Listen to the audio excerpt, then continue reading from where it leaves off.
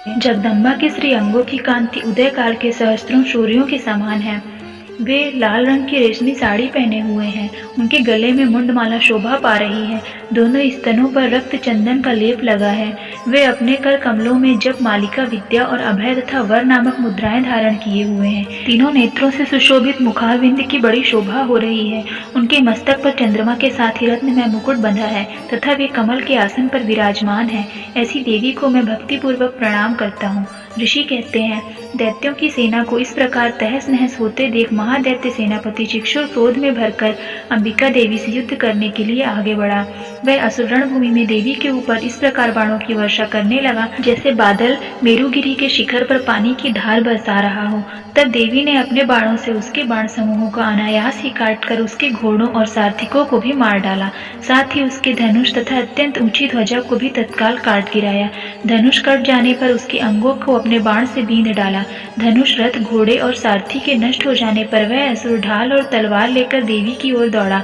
उसने तीखी धारा वाली तलवार से सिंह के मस्तक पर चोट करके देवी की बाईं भुजा में बड़े वेग से प्रहार किया।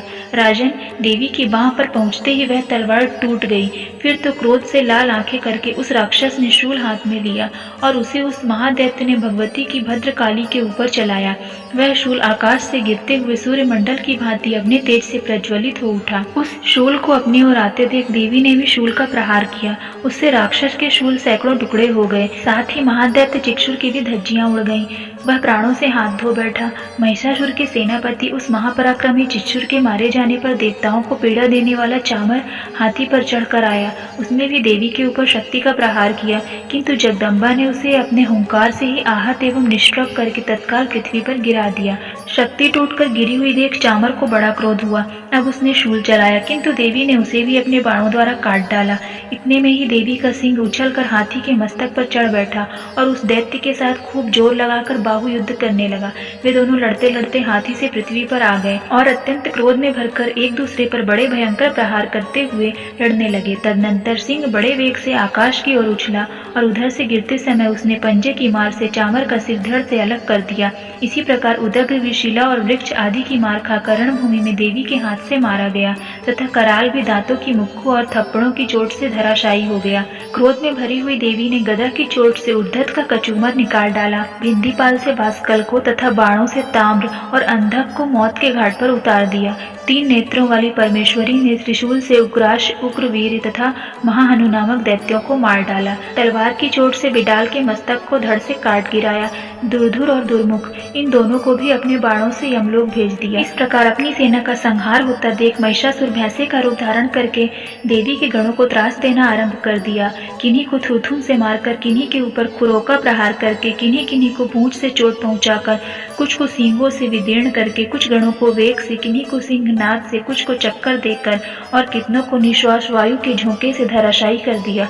इस प्रकार गणों की सेना को गिराकर वह असुर महादेवी के सिंह को मारने के लिए झपटा। इससे जगदम्बा को बड़ा क्रोध हुआ। उधर महापराक्रमी महिषासुर भी क्रोध में भरकर धरती को खुरों से खोदने लगा तथा अपने सींगों से ऊंचे ऊंचे पर्वतों को उठाकर फेंकने और गरजने लगा। उसके वेग से चक्कर देने के कारण पृथ्वी क्षुब्ध होकर फटने लगी। उसकी पूंछ से टकराकर समुद्र सब ओर से डूबने लगा।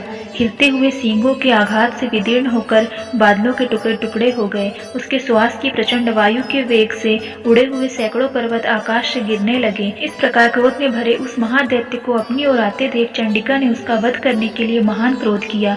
उन्होंने पास फेंककर उस महान असुर को बांध लिया। उस महासंग्राम में बंध जाने पर उसने भैंसे का रूप त्याग दिया और तत्काल सिंह के रूप में वह प्रकट हो गया। उस अवस्था में जगदम्बा ज्यों ही उसका मस्तक काटने के लिए आगे बढ़ती, त्यों ही वह खड्गधारी पुरुष के रूप में दिखाई देने लगता।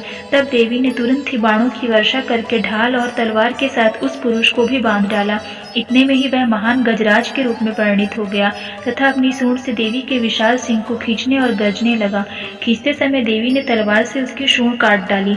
तब उस महादैत्य ने पुनः भैंसे का शरीर धारण कर लिया और पहले की ही भांति चराचर प्राणियों सहित तीनों लोगों को व्याकुल करने लगा। तब क्रोध में भरी हुई जगन माता चंडिका बारंबार उत्तम मधु का पान करने और लाल आंखें कर हंसने लगी। उधर वह बल और पराक्रम के मत से उन्मत्त हुआ राक्षस गरजने लगा और अपनी सींगों से चंडी के ऊपर पर पर्वतों को फेंकने लगा। उस समय देवी अपने बाणों के समूहों से उसके फेंके हुए पर्वतों को चूर्ण करते हुए बोली। बोलते समय उनका मुख मधु के मद से लाल हो रहा था और वाणी लड़खड़ा रही थी। देवी ने कहा, ओ मूढ़, मैं जब तक मधु पीती हूँ तब तक तू क्षण भर के लिए खूब गर्ज ले। मेरे हाथ से ही तेरी मृत्यु हो जाने पर अब शीघ्र ही देवता भी गर्जना करेंगे। ऋषि कहते हैं, यूं कहकर देवी उछली और उस महादैत्य के ऊपर चढ़ गई। फिर अपने पैर से उसे दबाकर उन्होंने शूल से उसके कंठ में आघात किया। उनके पैर से दबा होने पर महिषासुर अपने मुख से दूसरे रूप में बाहर होने लगा। अभी आधे शरीर ही बाहर निकल पाया था कि देवी ने अपने प्रभाव से उसे रोक दिया। आधा निकले होने पर भी वह महादैत्य देवी से युद्ध करने लगा। तब देवी ने बहुत बड़ी तलवार से उसका मस्तक काट गिराया। फिर तो हाहाकार करती हुई दैत्यों की सारी सेना भाग गई तथा संपूर्ण देवता अत्यंत प्रसन्न हो गए। देवताओं ने दिव्य महर्षियों के साथ दुर्गा देवी का स्तुवन किया।